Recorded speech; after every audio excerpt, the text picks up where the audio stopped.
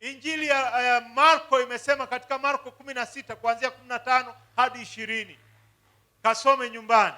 Injili ya Luka imesema katika Luka 24 kuanzia mistari ya 46 na kuendelea mpaka 49. Anasema injili hii ya ufalme lazima ihubiriwe. Alafu ikihubiriwa hii injili, ndio baadaye ule mwisho utakuja. Injili ya Yohana pia ameiandika katika Yohana 20:21.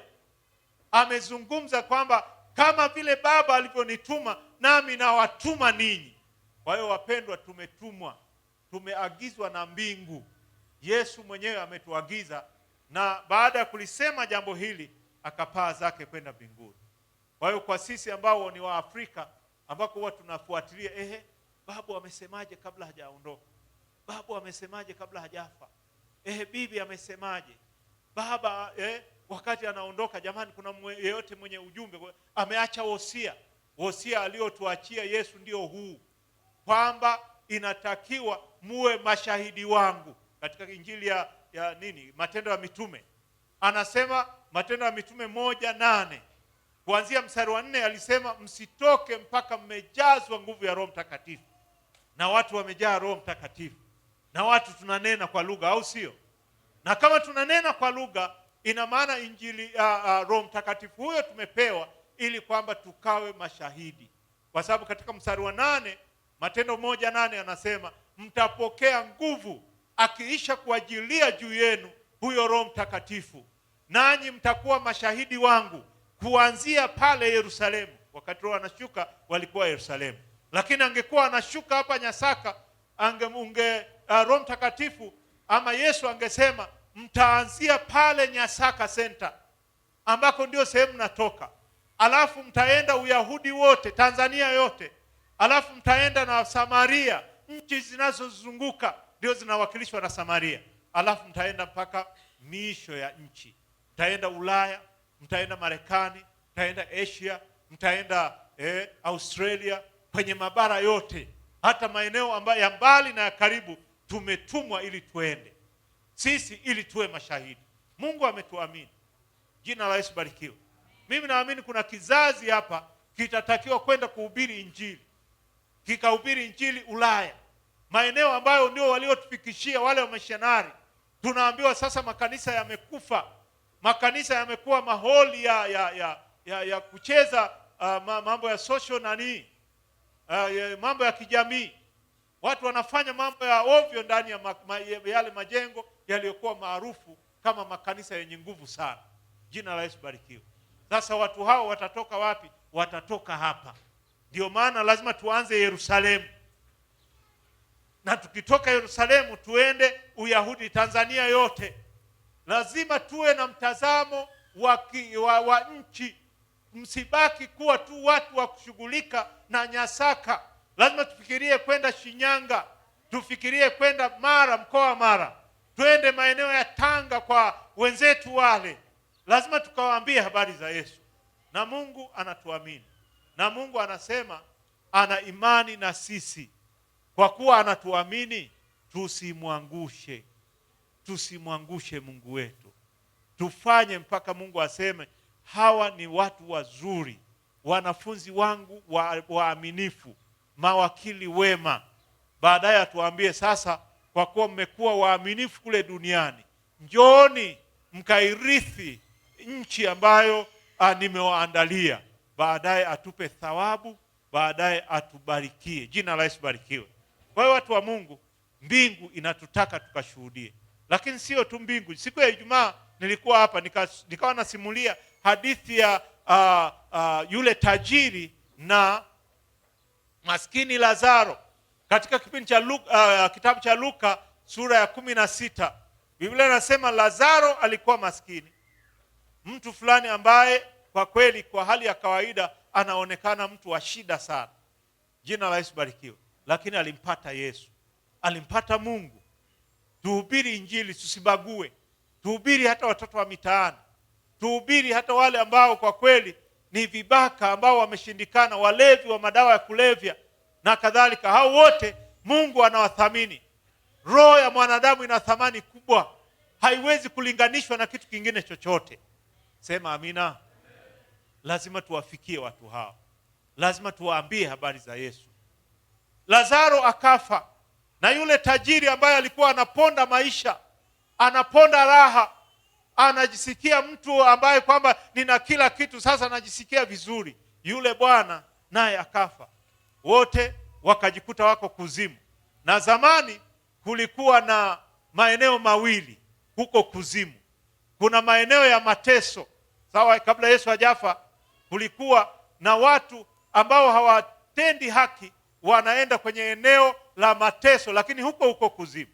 Alafu wengine wanaenda sehemu ambayo inaitwa ni kifuani pa Ibrahimu. Lazaro alipokufa akaenda hapo kifuani pa Ibrahimu. Tajiri alipokufa akaenda sehemu ya mateso. Tunajuaje haya? Yesu mwenyewe alitupa mfano huo. Anatuonyesha maisha ya mwanadamu hayaishii hapa duniani. Maisha ya mwanadamu yanaendelea baada ya haya ya hapa duniani. Jina la Yesu barikiwe. Basi alipofika kule, Biblia inatuambia kwamba yule tajiri akaanza kupata mateso, akaanza kupata shida, amekaukiwa, anaona kiu. Yaani hali yake ni mahali pa mateso yasiyoelezeka. Baadaye akamwona Ibrahimu,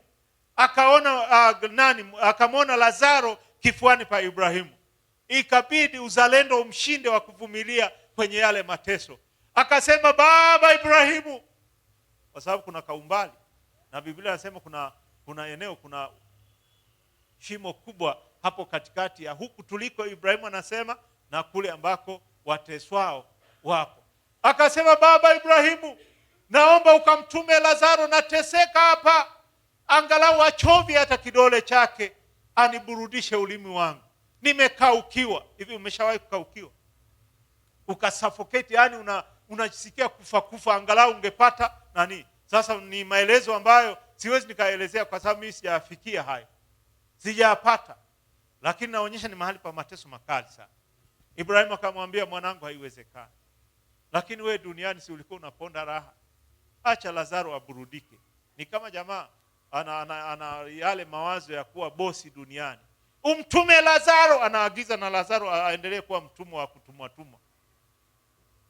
Kama vile ambavyo alikuwa anakula makombo. Njoo yaokote haya. Anataka atumwe mpaka mbinguni, mpaka kule kuzimu kifuani pa Ibrahimu, aondoke akamburudishe yeye. Akasema hiyo haiwezekani. Baadaye akamwambia, okay, basi sawa, kama haiwezekani sawa, naomba kwa kweli umtume huyu mtu aende duniani. Akaongee na wale ndugu zangu, na ndugu 5 jamani, wasifuate hii njia yangu. Alafu huyu tajiri naye ana roho nzuri, wakati mwingine ana roho nzuri. Wengine wanasema waje wanifuate. Mimi niteseke huko, alafu wao waambie habari. Njoo waje wote. Kifo cha wengi harusi bwana. Ndivyo wanavyodanganya na duniani, sivyo? Jamaa akasema, mtume jamani, akawaambie ndugu zangu. Bwana asifiwe. Unajua nilichogundua baada ya hapo, nikasema hivi wale wazee wetu wale ambao mwanzilishi wa wahaya sijui ni nani. Unajua kama yuko jehanamu, anasema jamani, nani atawasaidia wahaya hawa watoto wetu jamani? Yaani wanafanya mambo ambayo hayaeleweki. Nani aende? Jamani, baba Ibrahimu, mtume basi Lazaro aende huko. Bwana asifiwe. Mwanzilishi wa Wasukuma sijui ni nani. Anasema jamani, yule mwana Malundi kama anaungua kule kuzimu kule, anasema jamani, nani atawaambia Wasukuma niliwadanganya kwamba nina uwezo mkubwa sana, hebu mtu mmoja aende. Unajua jibu la Ibrahimu lilikuwa nini? Kule wako kina Musa na manabii wengine, watawaambia habari zao, wawasikilize hao, na wakiwasikiliza hawatapita hiyo njia. Jina la Yesu barikiwe. Pa duniani wako kina Musa, weka na jina lako, ni yuko na wewe hapa. Wako kina Musa na Ezekieli, na nitaja la kwangu na wewe taja la kwako. Wao ndio watahubiri habari njema, watawaambia wale watu ili wasifuate ile njia ya kwenda kwenye mateso ya milele. Duniani wako Musa na wakina mchungaji Leonard, wataifanya kazi hiyo ya kuwaokoa watu walioko Nyasaka, waliojifungia ndani ya geti kali. hao nao wanahitaji kuambiwa habari za Yesu. Jina la Yesu libarikiwe. Duniani wako kina Musa na watumishi wengine na manabii wengine na wasichana wakina Agnes. Agnes yupo hapa. Jina la Yesu libarikiwe. Wanahitaji kuhubiri habari njema ili watu hao wasiendelee kutumikishwa katika ile dhambi. Badala yake wakisikia injili watapata mwelekeo, watageuka. Jina la Yesu libarikiwe. Haleluya. Kuzimu inatuhitaji. Inatuita jamani. Jamani, toeni msaada huko duniani. Alafu sisi tunanyamaza. Wazee wetu wanalia huko. Kina babu zetu kama hawajaokoka na baba zetu wanalia kule. Jamani, nani atawaambia watoto wangu, wajukuu wale? Mungu anatuamini. Na amesema duniani wapo. Tupo. Twende tukahubiri habari njema. Jina la Yesu libarikiwe. Haleluya. Nisingependa kuendelea na kuchelewesha sana. Tunataka kwenda kufanya kazi hiyo. Ngoja kwa hali tu ya kawaida. Kwa hali tu ya kawaida. Unajua tukibakia hivi tulivyo. Hata namna ya kujipanua ni inakuwa ngumu sana. Au sio? Kama mtu anasema nipeni milioni 200 hapa. Nipeni milioni 500 nihamishe. Na sisi kanisa letu bahati nzuri liko barabarani kabisa. Na barabarani maeneo haya matajiri wa kuweka sheri na nini wanatamani maeneo haya. Na tuko hapa. Wewe unadhani tukiwa watu hapa tulipo watu 60 80 tulioko kwenye ibada tukachangishana kiasi gani mpaka tupate milioni 200? Lazima tufanye kazi ya Yesu pia kwa kupiga mahesabu. Bwana asifiwe sana. Kadiri tunavyokuwa wengi na tunavyowaleta watu wengi kwa Yesu, ndivyo na kazi ya Mungu inakuwa rahisi kufanyika. Kwa hiyo lazima tutoke. Kila moja amlete mtu kwa Yesu. Jina la Yesu barikiwe. Kila moja amlete mtu kwa Yesu. Na watu hao wakija tutamtumikia Bwana pamoja nao. Jina la Yesu barikiwe. Sasa hivi tunafanya vizuri. Tunamtumikia Mungu. Kanisa la Nyasaka liko vizuri sana. Mnamtolea Mungu wenu vizuri. Ushuhuda wenu tunauona katika mitandao ya Bezaleli. Lakini mkiwa wengi mtafanya kazi nzuri zaidi. Jina la Yesu barikiwe. Mnahubiri lakini mkiwa wengi mtawafikia watu wengi zaidi. Lakini wengi hao tutawapataje? Kwa sisi tulio wachache kuanza kazi na kila moja amlete mtu kwa Yesu. Bwana asifiwe sana. Sasa mchungaji Mganyizi, njoo tuelekeze. Tupe mfano ule wa kwamba hili kanisa halijawaandaa washirika wake wale wawe wanafunzi wa Yesu. Halijawaandaa watu wao wakaende kushuhudia. Na kanisa moja litakalokuwa upande huu litakuwa labda upande huu utachagulia wachungaji wawili. Upande huu awe ni yule ambaye yeye na kanisa lake na washirika wake wote wanatoka kwenda kushuhudia. Lakini kuna mtumishi moja atakuwa upande huu. Anasema Bwana, yeye anaamini kwamba kazi hiyo ataifanya peke yake. Washirika wako hapa wanaimba, wanaomba, wanadeki hapa pazuri, wanapamba pamba na nini. Kazi ya Mungu hawaifanyi. Tutaona nini kitatokea. Karibu. Na ujilinganishe. Wewe ungependa uwe mfuasi wa kanisa lipi? Amen. Mpigie makofi mwalimu wetu. Makofi. Hayo makofi ya nani? Piga ya Yesu, ya juu, ya juu, ya juu, ya juu, ya juu, ya juu, ya juu, ya juu, ya juu. Mungu wa mbinguni akubariki sana. Mwalimu mzuri na kiongozi wetu wa T4T mkoa. Kwa kweli kanisa hili mna baraka sana kutembelewa na watu kama hawa. Viongozi wakubwa wa huduma hii ya For His Glory. Nimekwisha kujitambulisha, ila nimeoa jamani, nimeoa, sijajitambulisha. Nimeoa, nina mke, ni baba wa familia. Kwa hiyo ninatamani twende kwenye hatua nyingine nzuri ambayo tunatamani kujifunza kupitia mifano, lakini pia kujua ya kwamba je, tunawezaje kuweza kuifanya hii kazi ya Mungu ikawa na matokeo makubwa. Bwana Yesu apewe sifa. Ningeomba watu wawili wanaweza kujitolea watu wawili wanaweza kujitolea, au tupate mtu mmoja kama kutokana na muda, watu wawili. Na hapo nitakuwa nazungumza pia kwa habari ya njia nzuri zaidi tofauti,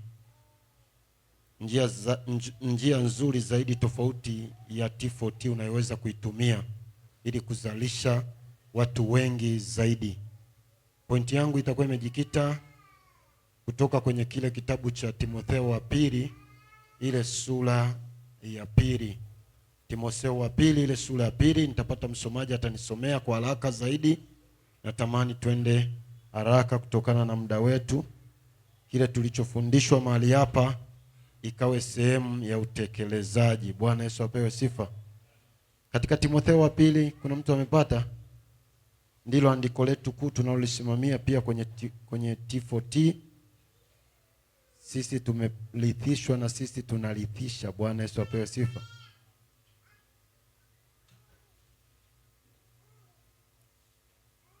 Karibu waliyepata msomaji. Ndiyo.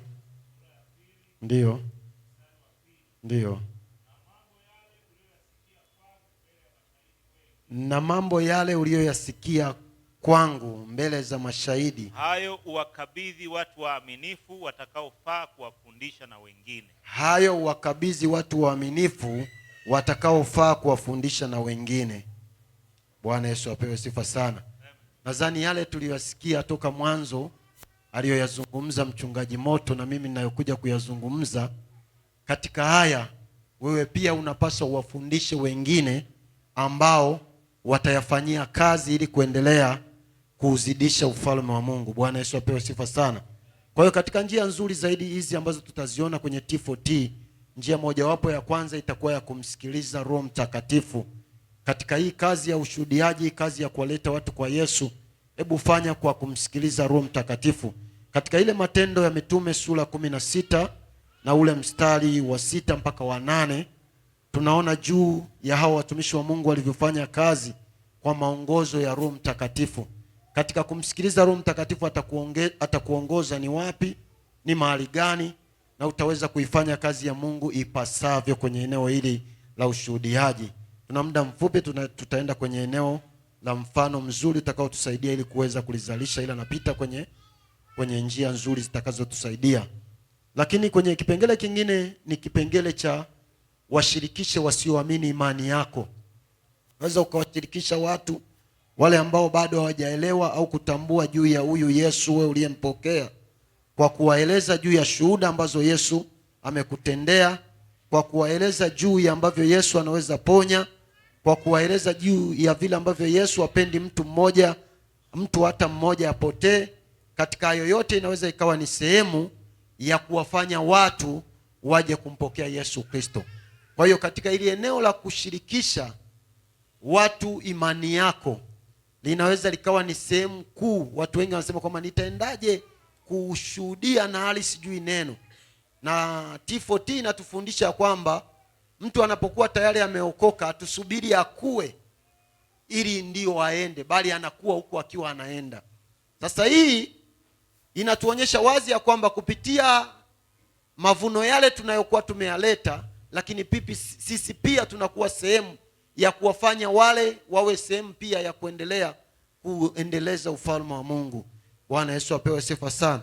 Jambo la tatu ni kwamba waamini wapya wafundishe neno, na katika hilo neno liwe sehemu ya msingi ya kuwafanya watambue ya kwamba kumbe, kama mchungaji alivyosema, kumbe hili ni agizo, tumepewa agizo, kumbe hili ni muhimu, kumbe nitadaiwa, kumbe nina deni, sio kwamba nimeokoka tu nije ili nikae.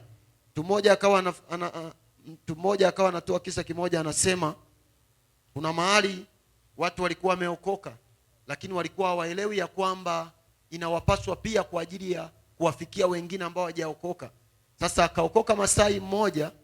Huyo Masai akawa anasikia habari hizi kwamba ukishaokoka haipaswi tu kufanyaje, kukaa, inapaswa pia uendelee kufanyaje, kuwaeleza wengine habari za Yesu. Akasikia watu pia wanazungumza ya kwamba kuna mahali andiko limeandikwa ya kwamba nitawezaje kutulia ikiwa Bwana ameweka agizo ndani yangu? Akasema hivi, ili nalo kumbe la kuwaleta watu kwa Yesu ni agizo. Maana tukisikia kwa habari ya nenda, ina maana tunaamrishwa ya kwamba ni amri. Sasa wakati wanahubiri, ikitokea mchungaji amehubiri, wale watu kwa kuwa yeye moto umewaka ni tofauti na wao walivyo, wanaona mbona kama huyu anakuwa tofauti na sisi tunavyoenda. Kumbe yeye tayari kuna vitu amevigundua, lakini bado hajapokea tu neema ya kuweza kupokea vile vitu ili avitendee kazi. Sasa wakati wanahubiri, mchungaji anafundisha, yeye anakuwa mstari wa mbele. Amen, amen, amen. Akiona kipengele fulani kinahusu kama maeneo ya ushuhudiaji, apiga kelele anasema amen, amen, anaruka juu. Wenzetu wa Masai si mnawajua, anaruka juu. Sasa ikafika hatua siku moja wakaandaa mgeni akatembelea pale kama sisi leo T4T tulivyotembelea mahali hapa. Sasa kwa kuwa wale watu walikuwa ni watu ambao tunaweza tukasema kwamba wao wamejiwekeza tu kwenye eneo la kuhudumiana wao kwa wao, akaja mhubiri akiwa na fundisho la habari ya kuwaleta watu kwa Yesu. Sasa hao watu, ili kanisa ambalo ndio lilikuwa tayari limejikita lenyewe tu kwenye upande mmoja, wakasema kwamba sasa huyu mtu huwa ni msumbufu na anaweza akatuharibia ibada hii. Mgeni akaona kama ibada yetu imekuwa na vurugu. Sasa wakaandaa wazee wa kanisa wawili, mmoja mzee wa kanisa akakaa kushoto kwake, mwingine akakaa kulia kwake. Wakamwambia yule Masai, sasa Masai, ukibahatika kutulia, huyu mhubiri akahubiri akamaliza akaondoka, tutakupa viatu. Maana mazingira ambayo walikuwa wanatokea kule, kama mnavyojua Masai, na ukuta labda anaingia kanisani anakata mbuga ana nini. Sasa yule mhubiri alifika akaanza kuhubiri, kila akihubiri ikafika wakati anasema inatupaswa tutoke twende tukawalete watu kwa Yesu. Masai anataka kuinuka, wale wanamkandamiza. Bwana Yesu apewe sifa. Kwa sababu gani? Ameshasikia kwamba hii ni amri tumepewa. Sasa kila akihubiri, akiona mchungaji amefika mahali, yule mhubiri anasema kwamba hili ni agizo, tunapaswa tutoke. Masai hakustahimili, akasikia ndani moto kama unawaka, akaruka akasema amen, na viatu vyenu msinipe. Bwana Yesu apewe sifa sana. Kwa sababu gani? Moto ukiwa umewaka ndani yetu hatutatulia. Bwana Yesu apewe sifa. Moto ukiwaka ndani yetu hatutanyamaza. Moto ukiwaka ndani yetu watu wataona, watasema hakika hii Nyansaka inatakia impokee Yesu. Hatutatulia, tutakuwa wakati wote, mida yote, majira yote tunatamani kuona watu wanakuja kwa Yesu kwa wingi. Pigia Yesu makofi na vigeregere. Ndivyo hivyo navifurahisha kwa yule Masai. Aliona bora nikose hata viatu, bora nikose vyote, lakini kwa hili lililonenwa inapaswa niwaeleze watu habari njema. Bwana Yesu apewe sifa sana. Basi watu wakasema Masai ameharibu kila kitu. Yule mhubiri alivyomaliza, kabla hajahubiri pale ule mkutano, akamuita akasema, jamani, akamwambia kanisa kwamba ninamhitaji yule kijana, yule Masai aliyoshangilia akaruka juu. Maana aliruka, alichomoka huku si wamemkanyaga huku na huku, lakini akawachomoka, akaruka juu akisema na viatu vyenu msinipe, lakini injili lazima ihubiriwe. Bwana Yesu, watu lazima waje kwa Yesu. Sasa hili linatuambia kwamba hata T4T ilivyokuja mahali hapa imekusudia kuona mahali hapa panaongezeka. Tunaenda mashariki, tunaenda magharibi, tunaenda kaskazini, tunaenda na kusini, na watu wanapisha wenyewe wakisema 50,000, 100,000. Tunakuwa kundi kubwa, ni rahisi kupatikana. Bwana Yesu apewe sifa. Sasa hivi tunaogopa kwa sababu bado, kwanza tukiangalia, tukianza kuchangishana tukasema utatupa 30,000,000, utatupa 20,000,000. Baba utaona watu utaona wanavyoanza kukimbia, wasema makanisa yapo mengi, mchungaji amekuja na mfumo gani huu tena? Lakini kadiri Mungu anavyozidi kutuongeza, ndivyo tutakaa hapa mahali hapa tutaona kwamba hatutoshi, kumbe kuna haja ya kuongeza, na tuna uhakika wa kupata fedha kwa sababu tuko wengi. Bwana Yesu apewe sifa sana. Bwana Yesu asifiwe sana. Kwa hiyo alipomuita yule Masai akamwambia yule Masai kwamba watu wazee wa kanisa wakaanza kusema, ona sasa ametuharibia, ona sasa ametuharibia. Yule mhubiri akasema kwamba wote tunapaswa tuige mfano wa mtu huyu, kwa jinsi anavyoonyesha ya kwamba anatamani kuona ya kwamba watu wengi wanakuja kwa Yesu, lakini bado tu hajapata watu ambao wangemwelekeza jinsi ya kufanya ili kuwaleta watu kwa Yesu. Pigie Yesu makofi. Bwana Yesu apewe sifa sana.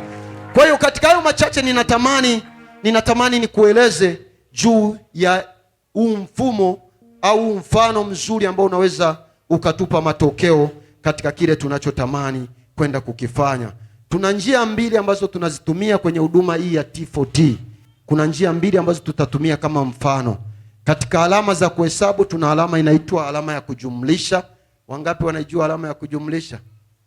Na kuna alama nyingine inaitwa alama ya kuzidisha. Sasa nina makanisa mawili ambayo nitayafafanua, lakini kanisa la kwanza tunaliita ni kanisa la kujumlisha. Ili kanisa la kujumlisha, si mnaona mpaka kule? Ili kanisa la kujumlisha tunaona ya kwamba limeanzishwa mwaka 2023.